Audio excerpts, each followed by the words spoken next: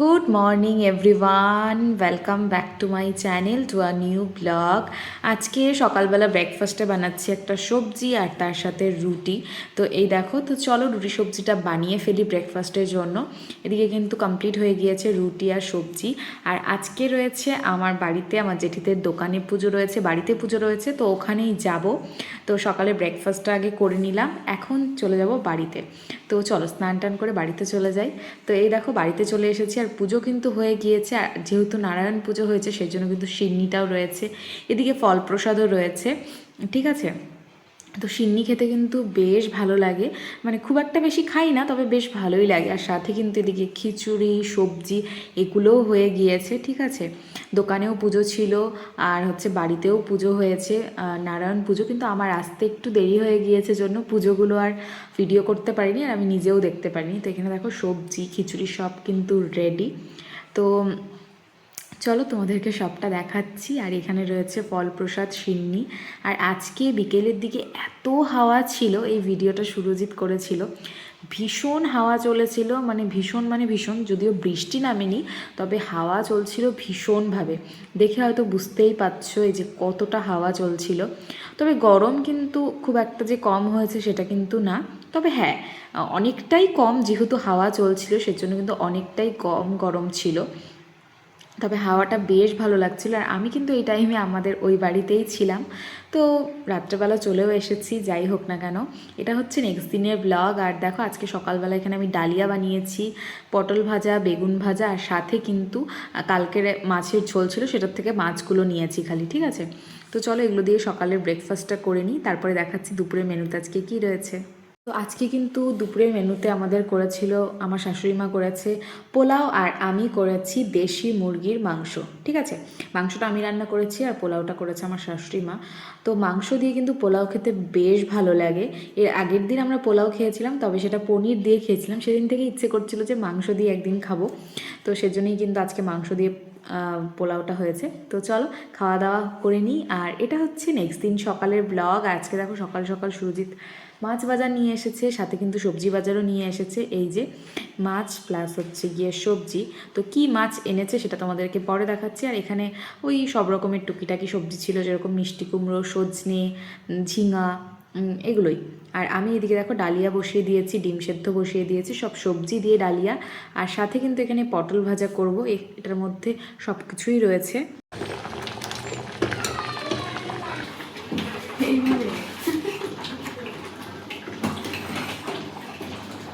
এই দেখো ডালিয়া, সব সবজি দিয়ে ডালিয়া। আর এখানে হচ্ছে ডিম সেদ্ধ, আর এখানে হচ্ছে পটল ভাজা। আজকে সকালের ব্রেকফাস্ট কিন্তু এটাই, ডালিয়ার খিচুড়ি। এর মধ্যে সব সবজি দিয়ে দিয়েছি। ঠিক আছে, এটা প্রায় হয়েও গিয়েছে, আর কিছুক্ষণ ফুটলেই এটা কমপ্লিট হয়ে যাবে।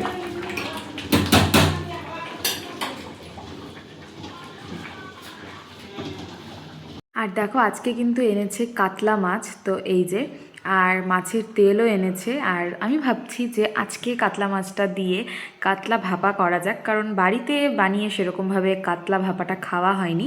কাতলা মাছের অনেক কিছুই রেসিপি করেছি বা খেয়েছি, কিন্তু কাতলা ভাপাটা সেরকমভাবে কোনো দিনই করা হয়নি, কারণ ভাপাটা হলে একমাত্র ওই ইলিশ মাছেরই খাওয়া হয়, আর ওই হঠাৎ মঠাৎ হয়তো চিংড়ি মাছের, তাছাড়া কিন্তু ভাপাটা খুব একটা বেশি খাওয়া হয় না। তবে কাতলা ভাপাটা আজকে আমি একদম বিয়ে বাড়িতে যেরকম করে সেরকমভাবেই করব। তো এখানে দেখো কাতলা মাছ নিয়ে এসেছে, আর মাছের তেলও কিছুটা এনেছে। তো চলো তোমাদের সাথে সম্পূর্ণ রেসিপিটা শেয়ার করি। আর তোমরা কারা কারা কাতলা মাছ দিয়ে ভাপা খেতে পছন্দ করো, না কালিয়া পছন্দ করো, নাকি দই কাতলা পছন্দ করো, নাকি অন্য কিছু পছন্দ করো, সেটা অবশ্যই কমেন্ট করে জানিও। আর দেখো এদিকে কথা বলতে বলতে আমার কিন্তু সকালে ব্রেকফাস্ট রেডি। তো আমরা নিয়েও নিয়েছি, ডালিয়া তো রয়েইছে, সাথে পটল ভাজা আর ডিম সেদ্ধ। অ্যাকচুয়ালি প্রত্যেক দিন একটু অন্যরকম খাওয়া দাওয়া হয়, একদিন হয়তো রুটি, একদিন ডালিয়া, একদিন চিড়ের পোলাও। তো আজকে ডালিয়া ছিল। তো এই যে ডিম সেদ্ধর মধ্যে একটু বিট নুন দিয়ে নিয়ে আসা হলো। তো চলো খাওয়া দাওয়াটা করে নিই, তারপরে তোমাদের সাথে শেয়ার করছি সবটা। তোমরা দেখতে থাকো, পুরোটা স্কিপ করো না। আর এই দেখো সবজি বাজারগুলো তো এনেছিল, কী কী এনেছে তোমাদেরকে এটাই দেখাচ্ছি। ফুলকপি, তারপর মিষ্টি কুমড়ো, ঢ্যাঁড়স, উচ্ছে, গাজর, সজনে, এগুলোই এনেছে। তো মাছটাকে ভালো করে এখন ধুয়ে ঠুয়ে দেখো মাছটাকে ভালো করে ধুয়ে নুন হলুদ আর অল্প একটু তেল দিয়ে মাখিয়ে নিব। তারপরে এর মধ্যে পেস্টটা যে করে রেখেছি, পেস্টটা আমি আগেই করে রেখেছি, সেটার মধ্যে ছিল পোস্ত, তার মধ্যে রয়েছে সর্ষে, এগুলো দিয়ে ভালো করে মাখিয়ে নিব। তো সবার আগে আমি দেখো এখানে একটু লেবুর রস দিয়ে দিলাম। প্রথমে ভেবেছিলাম যে ওই বাটিটার মধ্যেই ভালো করে মেখে নিই, পরে ভাবলাম যে না, একবারে করার মধ্যেই করে নিই, তাহলে কিন্তু বেশ ভালোই হবে, একবারে হয়ে যাবে। তো দেখো ফার্স্টে একটু লেবুর রস দিয়ে দিলাম, যাতে কোনো মাছের মধ্যে যে একটা গন্ধ থাকে সেই গন্ধটা যেন না থাকে, সেই জন্যই কিন্তু লেবুর রসটা দিয়ে দিয়েছি। তো চলো তোমাদেরকে দেখাচ্ছি। আর লেবুর রসটা দিয়ে দেওয়ার পর এর মধ্যে আমি আগেই নুন দিয়ে দিয়েছিলাম। আর এই দেখো পেস্টটা, এর মধ্যে রয়েছে সর্ষে, পোস্তটাই বেশি রয়েছে, সর্ষের পরিমাণটা একদমই কম, আর রয়েছে কাঁচা লঙ্কা আর অল্প একটু আদা রয়েছে। তো এগুলোই কিন্তু রয়েছে। তো সম্পূর্ণ পেস্টটা কিন্তু আমি মাছের মধ্যে দিয়ে দিচ্ছি, তো দেখতেই পাচ্ছ। আর এটাকে কিন্তু হালকা হাতে সুন্দর করে এখন আমি মাখিয়ে নিব।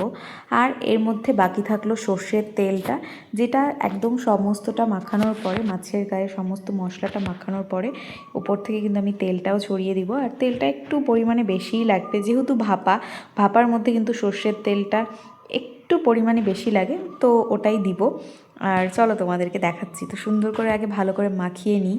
তো আমি কিন্তু হাত দিয়েই ভালো করে মাখিয়ে নিচ্ছি মাছগুলোকে, এই যে।